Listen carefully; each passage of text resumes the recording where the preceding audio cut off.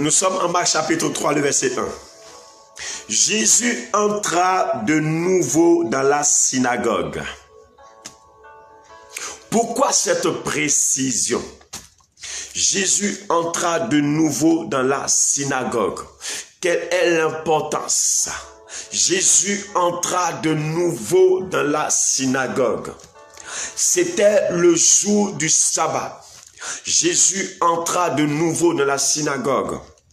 Lorsque nous avons commencé cette étude sur les miracles de Jésus, pour créer notre atmosphère, notre environnement de miracles, nous avons eu à étudier un premier texte qui nous parlait de l'entrée de Jésus dans la synagogue pour guérir, pour délivrer un homme qui avait un esprit impur.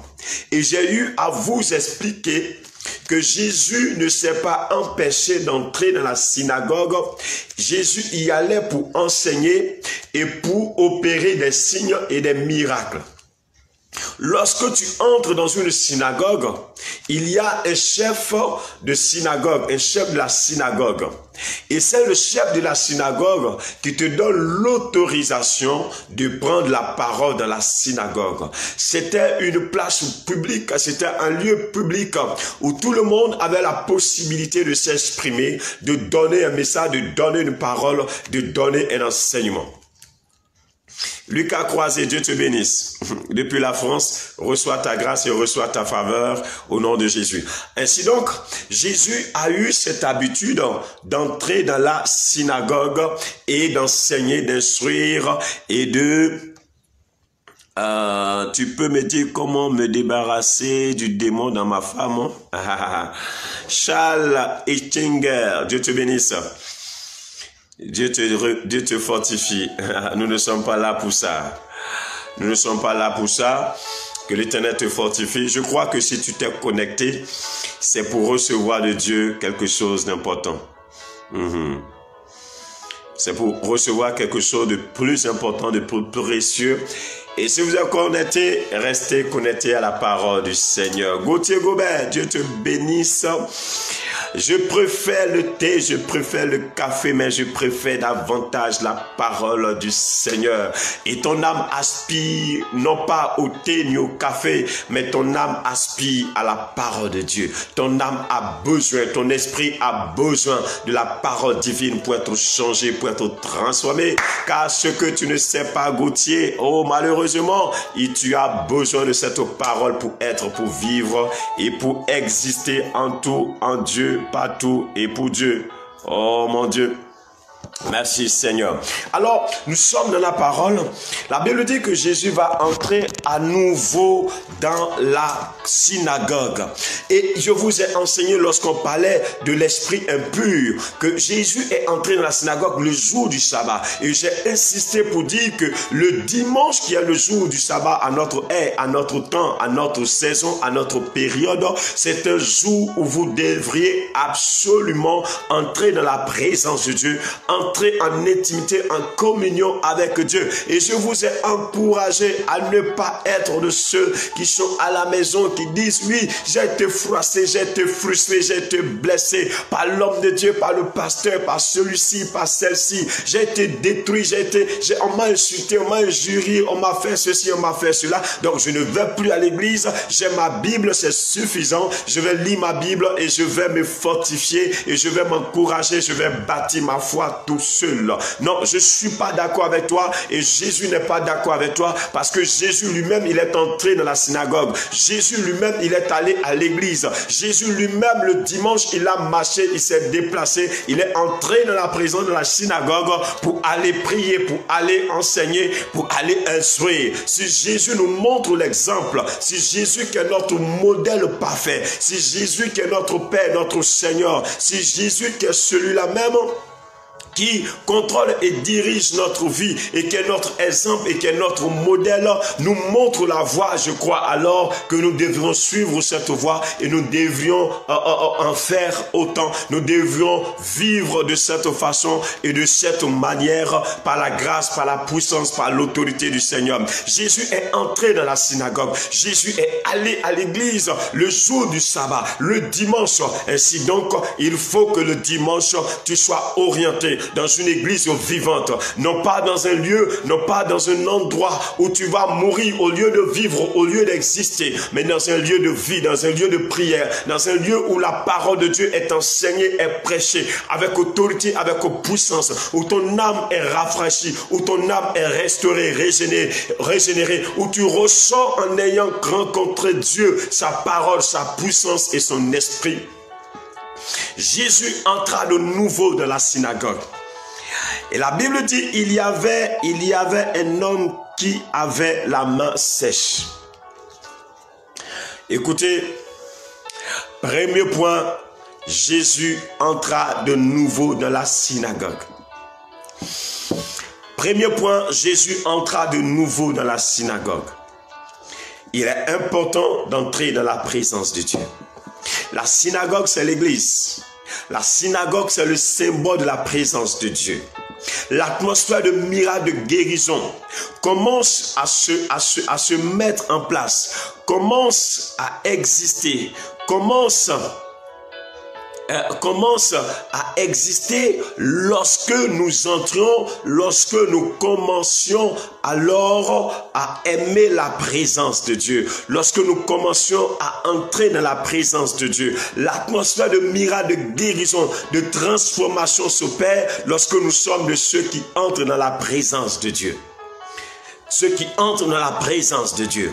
Jésus a dit, je bâtirai mon église et le royaume, le séjour des morts ne proviendront point contre elle. L'église du Seigneur, ce n'est pas le protestantisme, l'évangélisme, le catholicisme, le quoi encore. Non, ce ne sont pas toutes ces choses. L'église de Jésus-Christ, c'est l'ensemble de tous ceux qui ont et qui partagent la même foi, qui partagent le même Seigneur, qui partagent le même baptême, le même esprit, le même Seigneur. Ce sont ceux-là qui sont appelés l'église de Jésus-Christ de Nazareth. Il faut donc entrer dans la présence de Dieu, désirer, rechercher dans la présence de Dieu. Ça ne va pas, je suis dans la présence de Dieu. C'est difficile, je suis dans la présence de Dieu. Tout semble tomber, s'écouler autour de moi. Je suis dans la présence de Dieu. Je suis combattu, mais je suis dans la présence de Dieu. J'ai été renvoyé, mais je suis dans la présence de Dieu. Mon mari ne veut plus de moi, mais je suis dans la présence de Dieu. Mon patron refuse de me parler, mais je suis dans la présence de Dieu. Je n'arrive plus à voir, mais je suis dans la présence de Dieu. Je n'arrive plus à marcher, mais je suis dans la présence de Dieu.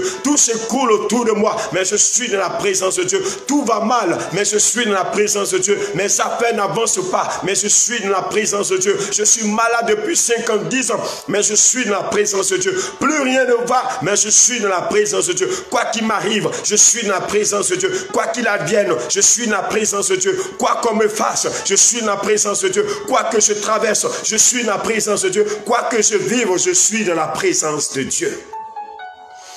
Je suis dans la présence de Dieu. Je vous ai dit que le WhatsApp est ouvert. Tous ceux qui ont besoin de poser des questions, vous appelez sur le numéro WhatsApp pour que je puisse mieux comprendre votre question, votre préoccupation et pouvoir vous répondre. Donc, vous pouvez appeler directement. Quoi qu'il arrive dans ta vie, tu dois être et tu dois demeurer dans la présence de Dieu. Vous allez voir que dans la plupart des miracles de Jésus, Jésus entra dans la synagogue et c'est dans la synagogue que Jésus enseigne, que Jésus opère. Ce n'est pas un hasard, c'est pour nous encourager. Nous, enfants de Dieu, de ces derniers temps où nous préférons suivre le culte par Internet, alors que nous avons la possibilité de rejoindre une assemblée, une famille chrétienne, nous qui préférons rester à la maison avec notre Bible, oh non, il faut que nous arrivions à comprendre et à saisir que Jésus est entré dans la présence de Dieu et qu'en toute chose, je dois être dans la présence de Dieu. D'abord, la présence de Dieu, c'est être à l'église, ça c'est un. La présence de Dieu, c'est être chez moi. Peu importe les situations, les circonstances, c'est être chez moi. Dans la messe, dans la prière, dans la méditation, dans le jeûne, dans la consécration, la sanctification totale et entière à l'Éternel. Première chose, être dans la présence de Dieu. Deuxième chose, la Bible dit, il s'y trouvait un homme qui avait la main sèche. Bon, moi, je n'arrive pas à comprendre et à saisir. Pourquoi quand Jésus entre toujours dans la synagogue, Jésus va trouver des hommes qui ont des esprits impurs dans la synagogue. Jésus va trouver des hommes et des femmes qui ont des mains sèches dans la synagogue. Jésus va trouver des personnes qui sont aveugles, paralysées dans la synagogue. Pourquoi c'est dans la synagogue? Pourquoi c'est dans l'église que nous retrouvons des malades, des boiteux? Nous retrouvons des personnes qui sont sous le joug, sous la domination, sous l'esclavage, l'influence, qui sont enchaînés, qui sont liés. Jésus entre dans la synagogue et il s'y trouve un homme qui avait les mains sèches, qui avait la main sèche. Lorsque vous lisez en Luc, le même miracle qui a été interprété en Luc, la Bible dit que sa main droite était sèche. Dans la maison de Dieu, dans la synagogue. C'est dans la synagogue qu'on trouve des gens qui souffrent. C'est dans l'église qu'on trouve des gens qui ont une haine pas possible. C'est dans l'église qu'on trouve des personnes qui vivent encore et encore dans le péché. C'est dans l'église qu'on va trouver toutes sortes de vies, de comportements, de caractère. C'est dans l'église qu'on va retrouver des adultères, des fornicateurs. C'est dans l'église qu'on va retrouver des homosexuels, des pédophiles. C'est dans l'église qu'on va retrouver des personnes qui n'ont aucune crainte de Dieu. C'est dans l'église qu'on va retrouver des voleurs, des brigands, des assassins, des criminels, des personnes qui sont là mais qui refusent de se repentir. L'église ouvre la porte à tout le monde. L'église ouvre la porte aux gens qui ont une mauvaise vie. Mais lorsque tu entres dans l'église, ta vie doit changer. Mais lorsque tu entres dans l'église, ta vie doit changer. Tu entres dans l'église comme un voleur, mais tu sors un homme changé et transformé. Tu entres dans l'église comme un brigand, mais tu en ressors changé et transformé. Tu entres dans l'église comme une prostituée, mais tu en ressors changé et transformé. Tu entres dans l'église comme un homosexuel, mais tu en ressors changé et transformé. Tu entres dans l'église comme un homme violent, coléreux, mais tu en ressors changé et transformé. On ne reste pas dans l'église et puis on n'est pas changé, on n'est pas transformé, on n'est pas modifié. Alors on se pose la question, qu'est-ce que tu fais dans l'église là? Qu'est-ce que tu cherches? Vous savez, aujourd'hui, beaucoup refusent de partir à l'église simplement parce que ceux-mêmes qui vont à l'église sont pires que ceux qui n'y vont pas. Leur cœur, leur caractère, leur nature, leur comportement, leur façon de vivre est ignoble et est plus dangereux que ceux-mêmes qui n'y vont pas. Qu'est-ce qui se passe? Jésus entre dans la synagogue et Jésus va trouver un homme qui avait la main sèche, qui avait la main sèche. C'est le symbole, et je vous ai expliqué la dernière fois, c'est le symbole que l'église ne laisse plus la place à l'Esprit de Dieu. C'est le symbole que l'Église a tué la présence de Dieu. C'est le symbole que les chrétiens ont tué la vie de l'Esprit dans l'Église, la vie de Dieu dans l'Église, la présence de Dieu dans l'Église n'y est plus. On est maintenant dans les rites, dans les traditions, dans les coutumes. On est maintenant dans les pensées, dans les idéologies. On est maintenant dans les raisonnements, dans les réflexions. La vie de l'Esprit, le Saint-Esprit n'a plus la direction pour guérir celui qui est paralysé, pour ouvrir les yeux des aveugles, pour guérir le sourd. On ne laisse plus la place à l'Esprit de Dieu pour agir, pour se manifester, pour se glorifier. C'est l'homme maintenant qui est établi dans l'église et non le Saint-Esprit qui est établi dans l'église. C'est l'homme qui est établi dans l'église et non le Saint-Esprit. Et lorsque l'homme est établi dans l'église et non le Saint-Esprit, alors les malades sont là. Les gens sont là, mais leur vie n'est pas changée. Les gens sont là, mais leurs problèmes sont les mêmes. Les gens sont là, mais ils ne évoluent pas. Les gens sont là, mais ils n'avancent pas. Les gens sont là, mais ils ne progressent pas. Les gens sont là, mais ils n'ont pas de croissance. Les gens sont là, mais il n'y a pas de changement significatif, de transformation significative dans leur vie. Ils sont toujours les mêmes personnes. Pourquoi? Parce que ce n'est pas le Saint-Esprit qui dirige l'église, mais c'est l'homme qui dirige l'église. Et là où l'homme dirige l'église, il n'y a pas de changement, il n'y a pas de transformation, il n'y a pas d'avancée, il n'y a pas de progression. Beaucoup aujourd'hui sont dans des institutions et non dans la présence de Dieu. Beaucoup aujourd'hui sont dans des quatre murs et non dans la présence de Dieu. Beaucoup aujourd'hui sont dans des contextes, dans des situations, dans des assemblées où la vie de Dieu n'y est pas. Mais juste pour faire honneur, juste pour faire plaisir, juste pour plaire à des gens, à des personnes, juste pour faire plaisir à mon père, parce que c'est la religion de mon père, juste pour faire plaisir à ma mère, parce que c'est la religion de ma mère, juste pour faire plaisir à ceci, à cela. Non, ce n'est pas une question de plaisir, c'est une question de la vie de l'esprit. L'église est censée guérir.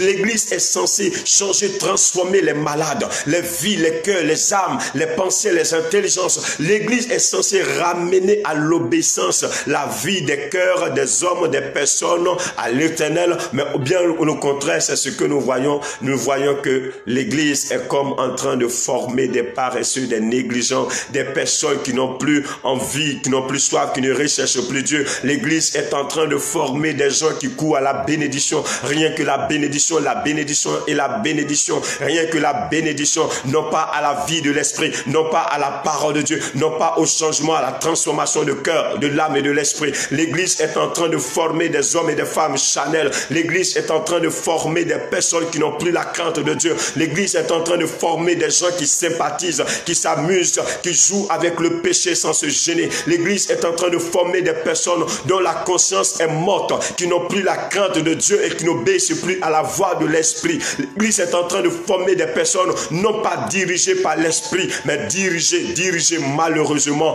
par l'homme et non pas par l'esprit, dirigées par l'institution et non pas par l'esprit. Dommage que nous nous trouvons à un siècle, à une période où les gens ne cherchent plus Dieu, mais les gens cherchent plutôt les quatre murs. Oh, malheureusement, et nous voyons dans nos assemblées des gens qui sont paralysés, malades, souffrants, agonisants, mais personne pour les aider, mais personne pour les soutenir. Que faisait l'homme qui avait la main sèche dans cette église? Qu'est-ce qu'il faisait? Et pourquoi personne n'a été capable de l'aider? Nous avons avec nous des pauvres, mais nous ne sommes pas capables de les aider. Nous avons avec nous des malades, mais nous ne sommes pas capables de les aider. Nous avons avec nous des boiteux, mais nous ne sommes pas capables de les aider. Nous avons avec nous des gens qui souffrent, mais nous ne sommes pas capables de les aider. Ah, malheureusement. Jésus entra dans la synagogue et Jésus voit un homme qui avait une main sèche. Jésus rencontre un homme qui avait une main sèche dans la synagogue. Je vais vous expliquer tout à l'heure en quoi est-ce que consiste cette notion de main sèche. Mais il faut que tu comprennes et que tu entendes les fondamentaux avant que nous n'arrivions à la compréhension de la main sèche. Avant que nous n'arrivions à la compréhension de la main sèche. Jésus entre dans la synagogue, Jésus va trouver alors un homme qui avait la main sèche. C'est le signe, c'est le symbole que nous ne sommes plus, nous sommes maintenant dans la religion. C'est la religion. Vous voyez, les gens sont plus attachés à la religion. Jésus n'a pas créé une religion. Jésus, ce n'est pas une religion, s'il vous plaît. Jésus, ce n'est pas une religion. Je vous assure que Jésus, ce n'est pas une religion. Jésus, ce n'est pas une religion. Jésus, ce n'est pas une église. Jésus a dit, il a répété, oh, le royaume des cieux est descendu vers vous. Jésus, c'est la vie du royaume. Jésus ne m'a pas appelé à l'église évangélique. Jésus ne m'a pas appelé à la mission. Jésus ne m'a pas appelé à l'église. Non, Jésus m'a appelé à vivre la vie du royaume. La vie du royaume. Nous appartenons au royaume de Dieu.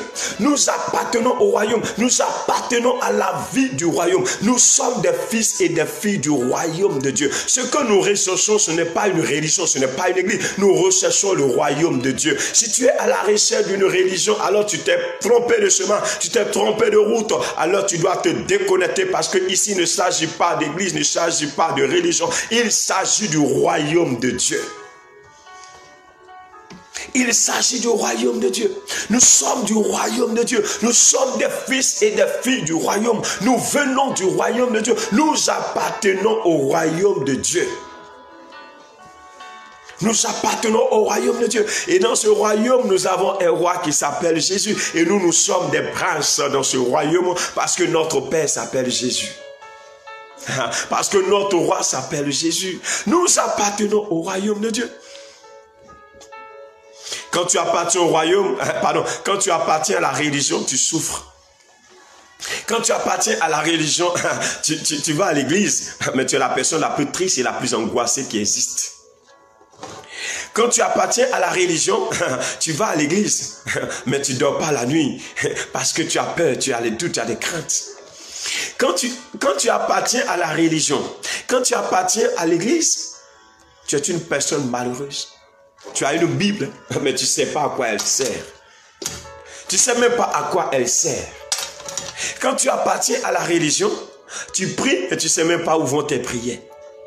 Quand tu appartiens à la religion, tu es dans l'église, tu es dans le temple, mais tu ne sais pas à quoi sert le temple. Quand tu appartiens à la religion, quand tu appartiens à la religion, ta vie n'a pas de sens ni de direction. Quand tu appartiens à la religion, tu es dans les rythmes. Tu es dans toutes sortes de moyens pour atteindre Dieu. Tu es encore dans le matérialisme. Tu es encore dans les objets. Tu trouves une voie, un chemin. Tu trouves un petit moyen pour atteindre Dieu, pour toucher Dieu. Tu es encore dans la religion. Tu es encore dans la religion. Quand tu es dans la religion, tu cherches ta propre voie, tes propres moyens pour atteindre Dieu, pour toucher Dieu. La religion a inventé tellement de choses, tellement de pratiques. La religion a inventé tellement de systèmes. La religion a inventé tellement de moyens pour atteindre Dieu. Nous ne sommes pas dans la religion, nous sommes dans le royaume. La vie que tu dois mener, ce n'est pas la vie de la religion à laquelle tu appartiens, mais la vie du royaume auquel tu appartiens. La vie du royaume auquel tu appartiens. Cette synagogue n'était plus le royaume de Dieu, n'était plus le symbole de la présence de Dieu. Cette synagogue était le symbole de la religion. Là où les gens souffrent mais ne sont jamais libérés, ne sont jamais affranchis. Là où les gens sont malades, là où les gens agonisent, là où les gens meurent, on ne peut absolument rien faire pour eux. C'est la religion et non la vie du royaume. Jésus dit, le royaume des cieux est descendu vers vous. Jésus n'a pas dit la religion est descendue. Non, quittez la religion s'il vous plaît. Quittez la religion, entrez dans le royaume, entrez dans la vie du royaume. Quittez les rythmes, quittez toutes ces choses. Entrez dans la vie du royaume. Quittez les principes, les dogmes, les doctrines. Entrez dans la vie du royaume. Entrez dans la vie du royaume. Entrez dans le royaume, vous serez épanoui, vous serez libérés, vous serez heureux et vous serez des personnes qui avancent et qui progressent avec Dieu. La religion va te perdre, mais le royaume te donne accès à la présence de Dieu. Vous voyez, au verset 2, ils observaient Jésus pour voir s'il guérirait le jour du sabbat afin de pouvoir l'accuser. Voyez ce qu'entraîne la religion. Jésus entre dans la synagogue, Jésus voit qu'il y a un malade, Jésus voit qu'il y a quelqu'un qui souffre. Et les gens autour de lui, qu'est-ce qu'ils font? Les pharisiens, les scribes, les hérodiens et autres, qu'est-ce qu'ils font? Ils regardent Jésus.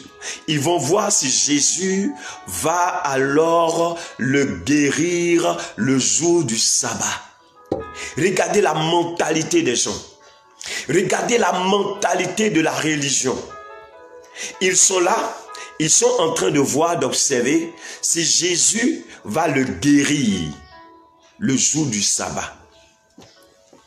Si Jésus va le guérir le jour du sabbat. Quel est le problème de ces personnes? Le problème de ces personnes, c'est que le jour du sabbat, il y a des rythmes, il y a des pratiques, il y a des ordonnances, il y a des lois, il y a des règles à régler, à suivre. Et donc, ils sont en train de voir, ils attendent de voir si Jésus va observer la règle ou va-t-il désobéir à la règle. Si Jésus va rester dans leurs coutumes, dans leurs traditions millénaires, ou si Jésus va faire autre chose que leurs traditions millénaires. Ils attendent de voir si Jésus va faire autre chose que ce qu'ils ont l'habitude de faire. Eux, ils ont eu l'habitude, le jour du sabbat, de ne pas aider, de ne pas soutenir, de ne pas guérir, de ne pas apporter de l'aide. Alors, ils attendent de voir si Jésus va se soumettre à ces règles, à ces pratiques, à ces choses qui ont toujours existé. Écoutez-moi bien, je l'ai dit la dernière fois lorsque je vous enseignais sur la guérison du paralytique. Les gens ont été toujours dans les règles, dans les principes, dans les dogmes. Les gens ont toujours été dans les règles. Et lorsque tu veux être un homme de foi et que tu dois suivre la règle, tu n'es plus un homme de foi. Lorsque tu dois être un homme de vision et que tu dois suivre la règle, tu n'es plus un homme de vision. Lorsque tu dois être un homme d'esprit et que tu dois suivre la règle, tu n'es plus un homme d'esprit. La règle dit que le sabbat, il y a des choses qu'on ne fait pas.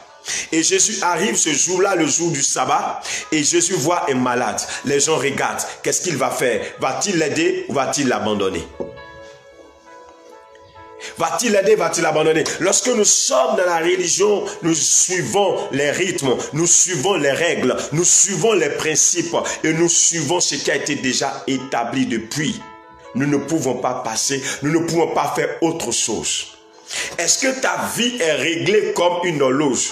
Est-ce que ta vie est réglée comme une horloge? Est-ce que ta foi est réglée comme une horloge? Est-ce que ta façon de marcher avec Dieu est réglée comme une horloge? Si tu es réglé comme une horloge, alors je vais te dire que tu n'es plus dans le royaume, tu es dans la religion. La religion établit des règles, des lois, des principes qu'il faut absolument obéir et suivre. Si tu ne suis pas la règle, si tu ne suis pas le principe, alors tu as désobéi. On dit que tu as désobéi. On dit que tu as enfreint à la loi. On dit que tu as désobéi au rythme. Tu as enfreint à la loi. Jésus est entré dans la synagogue. Jésus a vu leur cœur. Jésus a vu leur âme. Jésus a vu leur compréhension. Jésus a vu leur entendement. Mais Jésus ne s'est pas laissé conduire par la loi, par les rites, par la règle, par la religion. Jésus s'est laissé conduire et dirigé par l'Esprit de Dieu. Viviane, j'aime bien ta question. C'est une belle question, c'est une excellente question.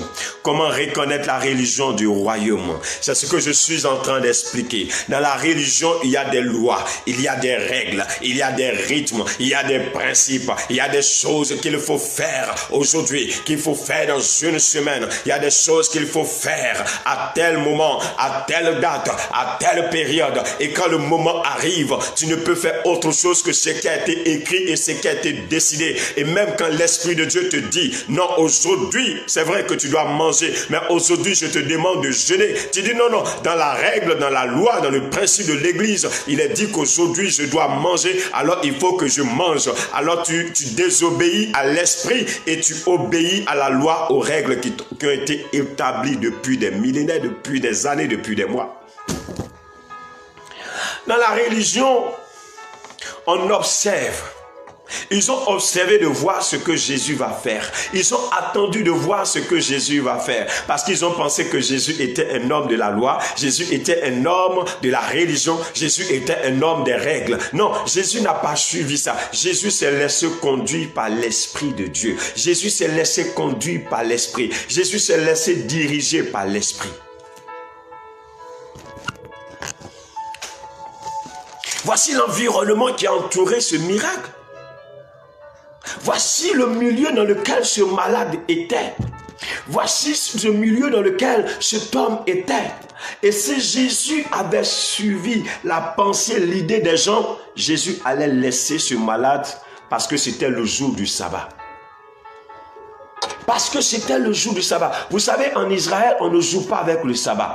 En Israël, on ne s'amuse pas avec le sabbat. En Israël, on ne plaisante pas avec le sabbat. Parce que c'est une loi, une ordonnance qui existe depuis Moïse, depuis Abraham, qui existe depuis des milliers, des centaines d'années. On ne joue pas avec. On ne s'amuse pas avec. Et toi, Jésus, tu as venu enfreindre à cette loi? Et toi, Jésus, tu vas venir bouleverser ce principe-là. Et toi, Jésus, tu vas venir bouleverser ce que les pères ont établi. Non. Qu'est-ce qui se passe? La loi, les principes, les règles nous renferment, nous brisent, nous détruisent et nous empêchent de vivre la vie du royaume, la vie de l'esprit. Pourquoi beaucoup sont malheureux spirituellement? Parce qu'ils ne se laissent pas conduire par l'esprit. Ils sont conduits par les règles. Ils sont conduits par les principes. Pourquoi beaucoup ne sont pas épanouis spirituellement? Pourquoi beaucoup ne sont pas épanouis spirituellement? Pourquoi beaucoup n'entrent pas et n'avancent pas? Parce qu'il y a des lois, des règles qui les ont maintenus. Oh Seigneur, aide quelqu'un ce matin. Aide quelqu'un ce matin. Deuxième point, ne te laisse pas emprisonner par la religion. C'est ce que je viens d'expliquer. Ne te laisse pas emprisonner par la religion. Ne te laisse pas emprisonner par la religion. Ne te laisse pas emprisonner. Non, moi je suis de ceci. Moi je suis de tel. Moi voici ce qu'on fait chez nous. Nous voici les pratiques de chez nous. Nous voici les ordonnances de chez nous. Nous voici ce que le visionnaire a dit que nous devions faire. Nous voici ce que l'homme a dit que nous devions faire. Non, ne te laisse pas emprisonner par la religion. Par moment, Dieu veut t'amener plus loin que là où tu es. Mais la religion te maintient et la religion t'empêche d'aller plus loin que là où tu es. Par moment, il y a des choses que Dieu veut faire avec toi, mais la religion n'empêche Dieu d'agir dans ta vie. Par moment, il y a des choses que Dieu veut te donner de comprendre, de saisir, mais tu es bloqué intellectuellement, tu es bloqué psychologiquement par ta religion. Tu es bloqué par les rythmes et tu ne peux pas avancer à cause de ces choses qui sont préétablies. Jésus n'était pas contre le sabbat. Jésus n'était pas contre le sabbat, mais Jésus a voulu montrer et révéler qu'il y a un homme au-dessus du sabbat, qu'il y a Dieu au-dessus du sabbat et qu'au-dessus des lois et des règles, je dois suivre ce que Dieu me dit de faire et ce que je dois et ce que Dieu me demande et ce que l'Esprit me demande de faire. Et Jésus dit à l'homme qui avait la main sèche. Jésus va parler maintenant à l'homme qui avait la main sèche. La main sèche, qu'est-ce que c'est? La main sèche, qu'est-ce que c'est?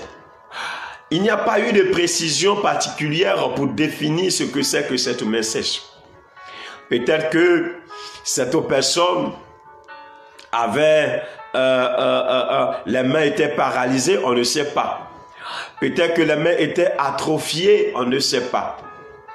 Il n'y a pas eu une précision particulière, mais il est certain que la personne ne pouvait plus utiliser sa main. Il est alors question, il est réel que cette personne ne pouvait plus utiliser sa main.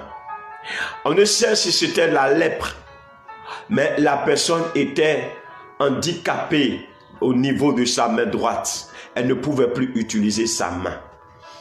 Alors une personne qui ne peut pas utiliser sa main, c'est une personne qui dépend des autres. C'est une personne qui est obligée d'atteindre le secours, l'aide, le soutien des autres. C'est une personne qui attend que d'autres personnes viennent faire à sa place. Sinon, lui-même, il ne peut absolument rien faire. C'est une personne qui était dépendante. C'est une personne qui ne pouvait rien attraper, rien saisir. C'est une personne qui ne pouvait rien maintenir entre ses mains. Et spirituellement, cette personne était malade, elle était souffrante. Mais je vais parler premièrement de la main sèche spirituelle. Quand spirituellement tu as cette main sèche, rien ne reste dans ta main. Rien n'est conservé dans ta main. Rien n'est gardé dans ta main. Rien. La main sèche, c'est le symbole de tous ceux qui ne peuvent rien garder, qui ne peuvent rien conserver. Quand ça vient, ça repart. Quand ça vient, ça ressort. Quand ça vient, ça retourne. Parce que ta main est sèche, tu ne peux rien conserver. La main sèche, c'est la main de tous ceux qui n'arrivent pas à soutenir, à contribuer pour l'avancement de l'œuvre de Dieu. Lorsque tu n'arrives pas à soutenir l'œuvre de Dieu, tu as une main sèche. Lorsque tu n'arrives pas à soutenir les hommes de Dieu, les églises, les ministères, les missions, tu as alors une main sèche. Ta main est sèche, ta main est lourde, ta main est difficile. Tu as alors une main, on va dire, une main maudite. Tu es alors une main, on va dire, une main de malédiction parce que tu n'arrives pas à soutenir l'œuvre de Dieu. La main sèche au niveau spirituel, c'est deux choses. La première chose, c'est l'incapacité à garder, à conserver les grâces, les bénédictions et les faveurs que Dieu te donne et que Dieu t'accorde. La main sèche au niveau spirituel, c'est l'incapacité capacité à soutenir l'œuvre de Dieu. Tu aimes l'œuvre de Dieu, mais tu n'arrives pas à la soutenir. Tu n'aimes pas donner, tu n'aimes pas apporter. Ta main est dure, ta main est dure, ta main est dure, ta main est dure. Tu n'aimes pas donner, tu n'aimes pas soutenir l'œuvre de Dieu. Tu as alors une main sèche. Et cet homme était dans l'église, mais il ne pouvait pas soutenir. Il ne pouvait rien faire, il ne pouvait rien apporter. Et c'est comme ça, et c'est l'homme qui a la main sèche, et c'est cette personne qui est dans cette église. Mais personne ne pouvait faire quoi que ce soit pour lui, ne pouvait faire quoi que ce soit pour l'aider. Cet homme était dépendant, il dépendait des autres, et sa vie était liée aux autres. Beaucoup ont la main sèche. Beaucoup ont la main sèche. Je vous le dis, c'est la vérité. Beaucoup ont la main sèche. Beaucoup, quand il s'agit de donner, vont disparaître. Si tu commences à enseigner sur le donner, si tu commences à enseigner sur le soutien à l'œuvre de Dieu, il y a des gens qui vont commencer à se déconnecter tout de suite. Il y a des gens qui vont commencer à partir. Pourquoi? Parce que ces personnes aiment entendre recevoir, mais ils n'aiment pas donner. Ce sont des gens qui n'aiment pas donner. Ce sont des personnes qui n'aiment pas donner. Oh! Ce sont des personnes qui attendent qu'on leur demande avant de donner. Tant que tu ne leur demandes pas, ils ne vont jamais te donner, ils ne vont jamais t'apporter. Ah, si c'est sur moi tu comptes, tu vas jamais alors donner. Parce que moi, je vais jamais te demander. Je vais jamais te demander. Je vais te nourrir, je vais t'entretenir, je vais te former, je vais t'enseigner, je vais t'éduquer spirituellement, mais je vais jamais te demander si ce n'est que je suis dans une urgence. Si ce n'est que je suis dans une urgence, tu me verras et tu m'entendras te demander. Mais si je ne suis pas dans une urgence, je ne vais jamais te demander. Et si c'est moi que tu attends pour te dire, ah, donne-moi, donne-moi, oh, tu ne vas jamais alors donner. Et il y a ces personnes qui attendent qu'on leur demande. Leur main est dure, leur main est sèche, leur main ne s'ouvre pas. Ils veulent recevoir mais sans jamais donner. Ils veulent recevoir mais sans jamais donner. Jésus a délivré ce gars, Jésus a délivré ce type, Jésus a délivré ce monsieur qui était dans l'église mais qui ne pouvait rien donner, qui ne pouvait rien apporter, qui ne pouvait pas contribuer, qui suivait mais qui ne pouvait rien faire. Que Dieu te délivre, que Dieu te libère et que Dieu t'affranchisse de cet esprit de main sèche qui te fatigue et qui t'empêche de contribuer à l'avancement de l'œuvre de Dieu, du règne de Dieu. Cet homme avait une main sèche. Ce n'était pas seulement spirituel, c'était aussi physique. Il était handicapé de la main. Il était fragilisé de la main. Qu'est-ce qu'il a fait pour arriver à là? Je ne sais pas. Qu'est-ce qui s'est passé? Je ne sais pas. Qu'est-ce qui a modifié le fonctionnement de sa main? Je ne sais pas. Mais ce que la Bible me dit, c'est que sa main a été séchée. Sa main a été séchée. Est-ce que c'est une malédiction? Je ne sais pas. Est-ce que c'est une malédiction? Je ne sais pas. Est-ce que c'est un problème démoniaque? Je ne sais pas. Mais sa main a été séchée. Il a été rendu incapable d'utiliser sa main. Je prie ce matin que toute action des ténèbres pour sécher ta main soit détruite, soit renversée, soit anéantie au nom puissant de Jésus-Christ de Nazareth. Que toute action des ténèbres pour que ta main soit sèche, que cette action soit détruite au nom puissant de Jésus. Vous savez, dans la vérité et en réalité, il y a des personnes dont leur main est sèche. Tout ce qu'elles entreprennent ne marche pas. Tout ce qu'elles font ne vole pas. C'est comme la main est devenue dure. La main est devenue dure. La main est devenue dure. Rien ne fonctionne avec leurs mains. Rien ne prospère avec leurs mains. Rien ne volue avec leurs mains. Que l'Éternel te délivre. Que l'Éternel t'affranchisse. Jésus va dire à l'homme qui avait la main sèche.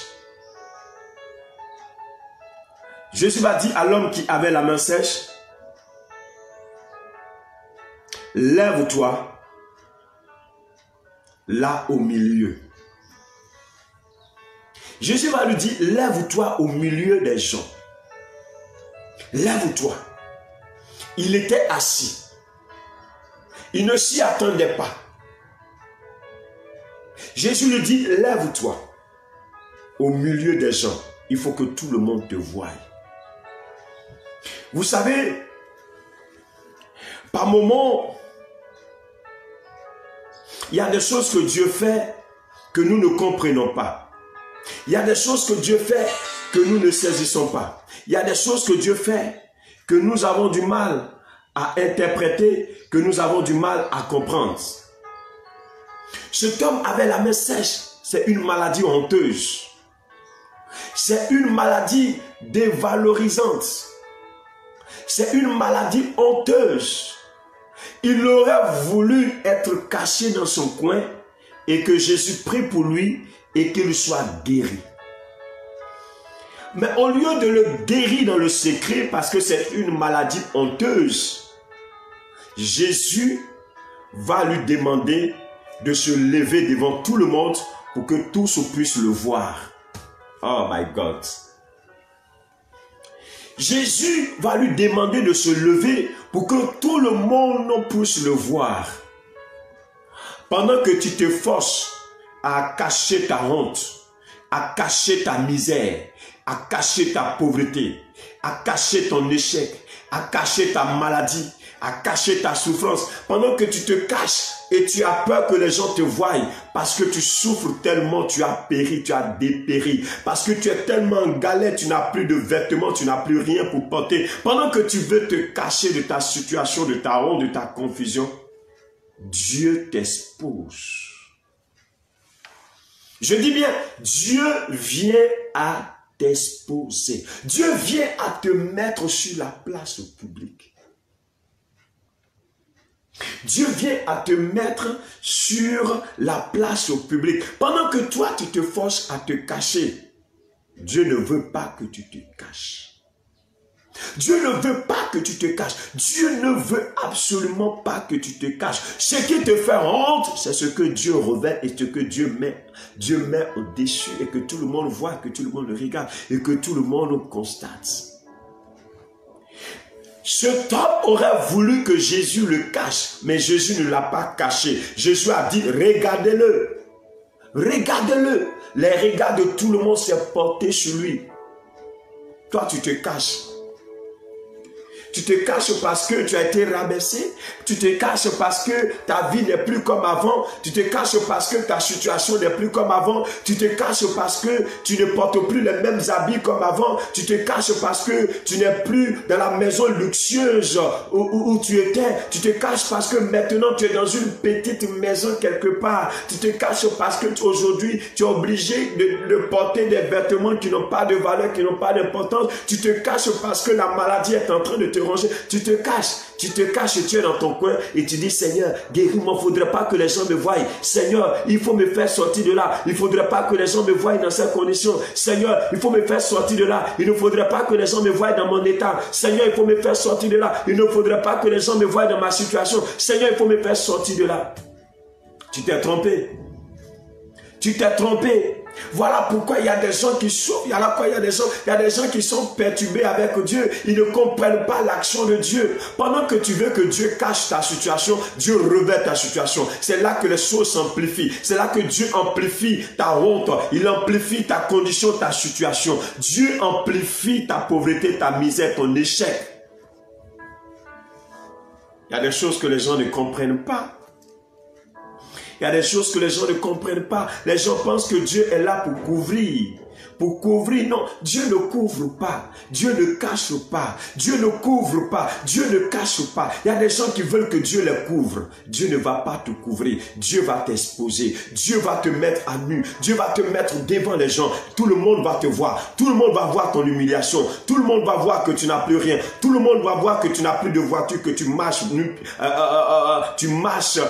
nu-pied. Tu marches avec tes pieds. Dieu va te mettre dans une situation, dans une position où tout le monde sait que tu n'as plus de vêtements. Tout le monde sait que tu n'as plus de chaussures. Tout le monde sait que tu n'as plus de mariage. Tout le monde sait que tu n'as plus de travail. Tout le monde sait que tu n'as plus d'argent. Tout le monde sait que tu ne peux même plus t'acheter le petit déjeuner. Tout le monde sait que tu ne peux même plus t'acheter une robe. Tout le monde sait que tu n'as plus rien. Dieu va te mettre dans cette situation, dans cette condition. Il va te mettre au milieu de tout le monde et les yeux des gens seront braqués sur toi. Les yeux des gens seront braqués sur toi. Les yeux des gens seront braqués sur toi. Tu vois la grande, tu es devenue la petite. Tu vois la belle, tu es devenue la défigurée. Tu vois l'heureuse, tu es devenue la malheureuse. Tu vois la mariée, tu es devenue la divorcée. Tu vois la travailleuse, tu es devenue la chômeuse, le chômeur. Tu n'as plus rien. Et tu as peur que les gens le sachent. Tu as peur qu'on te découvre dans ton état, dans ta condition. Et tu le caches. Vous savez, l'atmosphère de miracle, l'atmosphère de guérison, de transformation, de changement de vie, c'est le lieu, c'est le moment, c'est la saison où Dieu expose tes faiblesses, tes incapacités, où Dieu met à nu devant tout le monde tes faiblesses, tes incapacités. Dieu va te faire passer par des situations où tes faiblesses seront exposées, tes incapacités seront exposées, où tout le monde verra et tout le monde découvrira que tu n'as rien, que tu ne peux rien et que tu n'es rien. Mais c'est alors que tu dois comprendre que cette honte et cette humiliation préparent en effet et préparent en réalité ta guérison, ta délivrance et ton élévation. Si tu ne passes pas par la honte, tu ne passes pas par l'humiliation, tu ne passes pas par le rabaissement, tu ne passes pas par le brisement, tu ne passes pas par le bas, il y a des choses avec Dieu que tu ne peux pas expérimenter, que tu ne peux pas voir, que tu ne peux pas découvrir. Celui qui est dans la honte aujourd'hui, bénis Dieu parce que tu es dans la honte. Celui qui est dans la confusion, bénis Dieu parce que tu es dans la confusion. Celui qui n'a plus rien aujourd'hui, bénis Dieu parce que tu n'as plus rien. Celui qui était à une dimension aujourd'hui, tu as été rabaissé. Bénis Dieu parce que tu as été rabaissé. Bénis Dieu parce que tu as été brisé. Bénis Dieu, bénis Dieu. Toi de qui on se moque tous les jours. Bénis Dieu parce que les gens sont en train de se moquer de toi et ne comprennent pas que Dieu est en train de préparer ton élévation et ta grandeur. Dieu est en train de te préparer. Dieu a dit à l'homme qui avait la main sèche, lève-toi parmi les gens. C'est une maladie honteuse. Comment tu peux dire à cette personne de se lever devant les gens? Le gars lui-même, il cache sa maladie. Toi, Jésus, tu viens, tu lui dis, lève-toi devant les gens. Le gars cachait sa misère, il cachait sa souffrance, il cachait sa douleur, il cachait sa situation. Il cachait sa situation. Toi, tu es venu dire, sors de là, que tout le monde te voie, que tout le monde te regarde, que tout le monde constate que tu n'as plus rien, tout le monde constate que tu es malheureux et malheureuse, que tout le monde voie que maintenant tu n'es plus rien. Dieu l'a exposé. Dieu l'a révélé. Dieu n'a pas caché la souffrance de ce gars. Dieu n'a pas caché l'humiliation. Dieu n'a pas caché la faiblesse de cet homme. Dieu a mis à nu son état, sa condition, parce que Dieu voulait se glorifier et se manifester dans sa vie.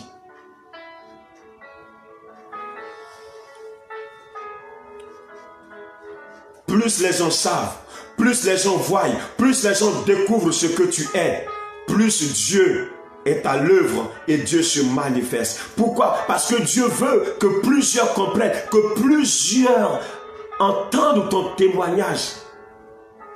Si les gens n'ont pas vu ton état, comment pourront-ils témoigner de la puissance de ton Dieu? Si les gens n'ont pas vu ta misère, comment pourront-ils témoigner de la grandeur de ton Dieu lorsque tu sortiras de la misère? Si les gens n'ont pas vu ton handicap, comment glorifieront Dieu lorsque tu sortiras de ton handicap? Si les gens n'ont pas vu ta faiblesse, comment élèveront Dieu s'ils n'ont pas vu? Comment élèveront Dieu s'ils n'ont pas vu ta faiblesse? Si les gens n'ont pas vu ta situation, comment est-ce qu'ils glorifieront et témoigneront de la puissance de Dieu? S'ils n'ont pas vu, comment témoigneront-ils? Jésus a dit à cet homme, lève-toi devant tout le monde qui te voie. Qu'ils te voient parce que ce sont eux qui vont témoigner, qu'ils te voient parce que ce sont eux qui vont glorifier Dieu, qu'ils te voient parce que ce sont eux qui vont louer Dieu, qu'ils te voient parce que ce sont eux qui vont glorifier l'Éternel lorsque Dieu changera ta situation et ta position. La raison pour laquelle Dieu veut que plusieurs personnes te voient dans l'humiliation et dans la honte, c'est pour que ces personnes soient ceux-là qui vont te lever, te célébrer et qui vont glorifier, honorer l'Éternel. Dieu veut plus de témoins dans ton humiliation que dans ton élévation. Dieu veut plus de témoins dans ta honte, dans ta confusion. Dieu veut plus de témoins Dieu veut plus de témoins parce qu'il veut se glorifier. Lorsque Dieu veut agir, il veut plus de témoins. Il veut plus de témoins. Il veut plus de personnes qui t'ont connu, qui t'ont vu et qui t'ont découvert dans un état, dans une condition de malheur, de pauvreté, de misère. Tu ne ressemblais à rien, tu n'avais rien, tu n'étais rien, tu étais malheureux, tu étais handicapé, tu étais faible, tu avais une maladie honteuse, tu ne ressemblais absolument à rien. Ceux qui veulent que Dieu les cache, vous vous êtes trompés. Ceux qui veulent que Dieu les cache, vous vous êtes trompés. Tout le monde saura que tu n'enfantes pas. Tout le monde saura que tu ne peux pas avoir d'enfant. Tout le monde saura que tu n'enfantes pas. Tout le monde saura que tu es stérile. Tout le monde saura que tu es infertile. La terre le saura. Pourquoi? Parce que la terre doit témoigner de la puissance de ton Dieu lorsque ton Dieu te rendra féconde. Tout le monde saura. Tout le monde saura que tu ne travailles pas. Tout le monde saura que tu es pauvre. Tout le monde saura que tu n'arrives pas à payer ton loyer. Tout le monde saura que tu n'arrives pas à scolariser tes enfants. Tout le monde saura que tu n'arrives pas à scolariser tes enfants. Tout le monde saura. Tout le monde saura. Afin que lorsque les gens verront tes enfants à l'université et réussir, on puisse glorifier Dieu pour sa fidélité à ton égard. Tout le monde saura. Tu es là, tu pleures, tu as honte. Oui, ma situation, ma situation, ma situation. Dieu veut qu'on te voie dans ta pauvreté, dans ta misère, dans ton échec. Dieu veut qu'on te voie dans ton état pour que pour que son nom soit glorifié.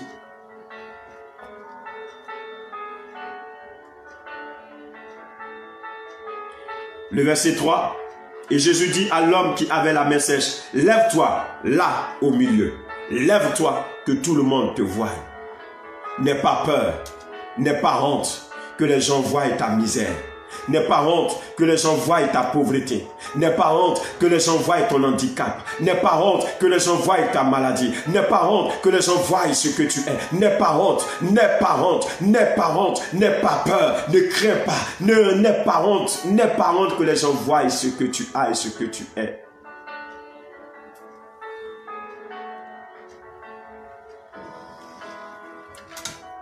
Troisième point que je partage avec toi, n'aie pas honte. N'aie pas honte qu'on voie ton handicap et ta faiblesse. N'aie pas honte qu'au milieu des gens, tu sois la mal vêtue. N'aie pas honte. N'aie pas honte. N'aie pas honte. N'aie pas honte qu'au milieu des gens, quand on dit de faire, toi tu n'arrives pas à faire. Quand on dit de cotiser, tu n'arrives pas à cotiser. N'aie pas honte. N'aie pas honte. N'aie pas honte parce que ta chaussure est la plus vilaine parmi tous. N'aie pas honte parce que ce que tu portes est délavé. N'aie pas honte parce que la maison où tu vis est la plus petite qui existe. N'aie pas honte. N'aie pas honte. Appelle les gens. Dis-leur de venir voir ce que tu es aujourd'hui. Parce que ton Dieu va changer ta situation. Dis-leur de venir voir ce que tu as aujourd'hui. Parce que ton Dieu va changer ton état. Dis-leur de venir voir ce que tu as aujourd'hui. Parce que ton Dieu va changer ta vie. Je me rappelle, il y a de cela des dizaines d'années, je vivais dans une maison où j'avais honte qu'on me voie. J'avais honte qu'on vienne me rendre visite. J'avais honte qu'on vienne me saluer. Si j'avais compris ce message plus tôt, si j'avais entendu ce message plus tôt, je vous assure que j'aurais invité tous mes enfants. J'aurais demandé à tout le monde de venir me voir. Tout le monde de venir me voir, de venir me saluer, de venir découvrir là où je suis. Pour qu'il puisse glorifier l'Éternel pour là où il est en train de m'amener. mais je n'avais pas cette sagesse, mais je n'avais pas cette compréhension et je me cachais. Quand on veut me voir, je me cache. Quand on veut venir me saluer, je me cache. Je ne voulais pas que les gens sachent, voient, découvrent là où je suis, là où je vis. J'en avais honte. Si j'avais compris ce message plus tôt, je les aurais accueillis. Et je serais venu et j'allais leur demander de venir me voir afin de glorifier mon Dieu qui m'élèvera et qui me lève. N'aie pas honte de ta situation. N'aie pas honte de ta condition. N'aie pas honte de ce que tu es en train de vivre et traverser aujourd'hui. N'aie pas honte. Ton Dieu prépare ton témoignage. Ton Dieu prépare ton élévation. Ton Dieu prépare. Ce que Dieu veut, c'est que tu aies beaucoup de personnes qui vont témoigner. C'est qu'il y a beaucoup de personnes qui vont témoigner. Est-ce que tu peux acclamer le Seigneur ce matin? Est-ce que tu peux acclamer le Seigneur ce matin? Est-ce que tu peux acclamer le Seigneur ce matin? Alléluia. Ta façon à toi d'acclamer, c'est de mettre des gemmes de cœur. Est-ce que tu peux acclamer le Seigneur ce matin? Est-ce que tu peux acclamer le Seigneur ce matin? Est-ce que tu peux acclamer le Seigneur ce matin? Est-ce que tu peux acclamer le Seigneur ce matin? Est-ce que tu peux acclamer le Seigneur ce matin? Est-ce que tu peux acclamer le Seigneur ce matin? Alléluia. N'aie pas honte.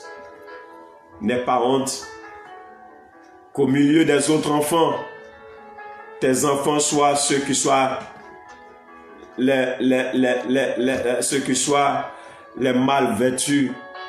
N'aie pas honte. Demande aux gens de venir voir. Dis-leur, venez voir là où je suis. Venez voir ce que je suis actuellement. Je n'ai rien, je ne peux rien. Je suis limité. Je suis pauvre. Je suis misérable. Dis-leur de venir voir. Dis-leur de venir voir. Jésus n'a pas caché l'état de ce malade. Jésus lui a dit, lève-toi au milieu d'eux, que tout le monde te voie. Si quelqu'un cachait son échec, je veux dire à la personne, ne cache plus ton échec. Si quelqu'un cachait sa souffrance, je veux dire à quelqu'un, ne cache plus ta souffrance. Si quelqu'un cachait sa misère, je veux dire, ne cache plus ta misère. Quand les gens veulent venir te voir, te saluer, tu as honte. Tu ne veux pas les recevoir. Si tu as honte de les recevoir à cause de ta maison, à cause de ta situation, cela veut dire que tu n'es pas en train de préparer ton miracle. Tu n'es pas en train de préparer ton miracle. Tu n'es pas en train de préparer ton atmosphère de miracle, ton atmosphère de guérison, de changement, de transformation. Laisse-les venir voir. Laisse-les venir voir. Laisse-les venir chez toi. Laisse-les venir voir. Laisse-les venir voir dans la condition dans laquelle tu es aujourd'hui. Parce que c'est eux qui témoigneront de ton élévation. Alléluia. Soyez bénis, soyez fortifiés, que la grâce de l'Éternel soit sur vous, que Dieu soit avec toi au nom de Jésus. Demain, nous allons continuer ce précieux message, ce précieux enseignement. Demain, nous allons continuer par la grâce du Seigneur, par l'amour du Seigneur, nous allons continuer demain. Nous allons continuer demain. À la même heure, soyez là, soyez présents, soyez connectés. Dieu n'a pas fini de t'enseigner. Dieu n'a pas fini de te former. Dieu n'a pas fini de t'éduquer. Dieu n'a pas fini de t'instruire. Dieu n'a pas fini. Que Dieu te bénisse. Et suis tes larmes, sois consolé, sois fortifié. Si Dieu ne cache pas ta honte, il sait pourquoi il ne cache pas ta honte. Si Dieu veut que tout le monde voie ton état, ta condition, il sait pourquoi il veut que tout le monde voie. Laisse Dieu faire, laisse Dieu te conduire et laisse Dieu te diriger. Sois béni et sois fortifié. Voilà, tous ceux qui ont besoin d'aide, qui ont besoin de soutien, qui ont besoin d'écoute, qui ont besoin d'être aidés, écrivez-moi, je vous soutiendrai, je vous accompagnerai, je vous conseillerai, je prierai pour vous et par la grâce du Seigneur, vous allez avancer au nom de Jésus-Christ de Nazareth. Voilà, abonnez-vous sur la page pour pouvoir recevoir les notifications ou rejoignez l'une de nos familles pour pouvoir recevoir également les notifications et ne pas manquer à nos directs, à nos temps d'enseignement, de profondeur. Ce sont des messages que vous n'entendrez nulle part ailleurs si ce n'est qu'à Bonjour Saint-Esprit. Dieu vous bénisse. Dieu vous fortifie. Que la paix de l'Éternel soit sur vous. Grandissez, croissez et portez du fruit pour la gloire de l'Éternel. Soyez bénis. Je vous aime dans le Seigneur. Merci pour votre amour. Merci pour votre soutien. Soyez bénis, soyez bénis, soyez bénis, soyez bénis, soyez bénis. Mathieu Maouzi, Dieu te bénisse, Dieu te fortifie. Dieu te bénisse. Ceux qui se sont connectés aujourd'hui, soyez bénis, soyez fortifiés. Que la paix du Seigneur soit sur votre vie. Justine Zozo, Dieu te bénisse également. Dieu te bénisse. À demain, par la grâce du Seigneur. Shalom à tous.